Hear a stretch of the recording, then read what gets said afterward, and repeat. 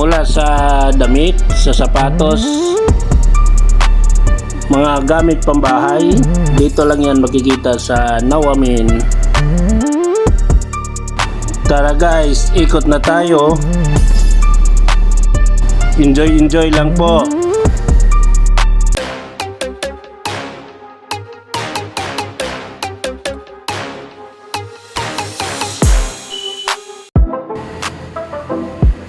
Yes guys, ito ang Nawamin. Marami po tayong mabibili dito, mura lang mga guys. Mayroong mga damit, okay na mga damit, at saka yung mga gamit sa bahay, kahit yung mga plato, marami dito guys. Mga halos lahat dito, lahat talaga dito, sikandan. Pero ang gaganda pa ng mga kalidad guys, mga imported, original. Dito mo makikita yung mga galing ng ibang bansa. May mga brand talaga.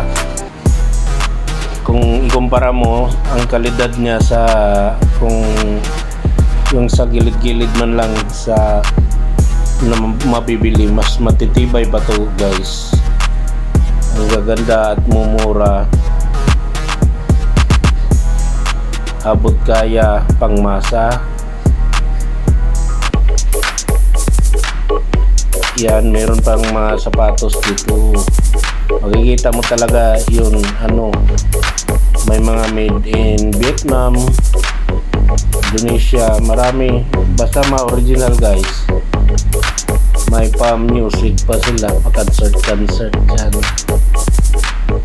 Basta maganda itong lugar na to guys. Ang lapad nito, halos apat na block, apat na ganito kalaki. Mayroong pagtawiran doon sa unahan.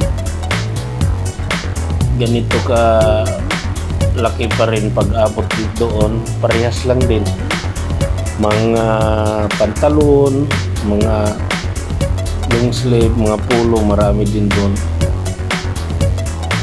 Parehas lang.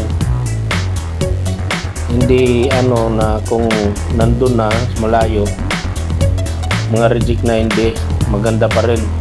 Parehas. Basta sulit ang ikot ninyo dito guys.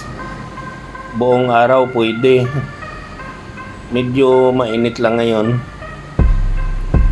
Masasabi ko na buong araw pwede dahil meron ng kainan dyan. Meron din kainan. At saka kung gusto mo mga fast food, meron din. Yan ang mga sapatos guys.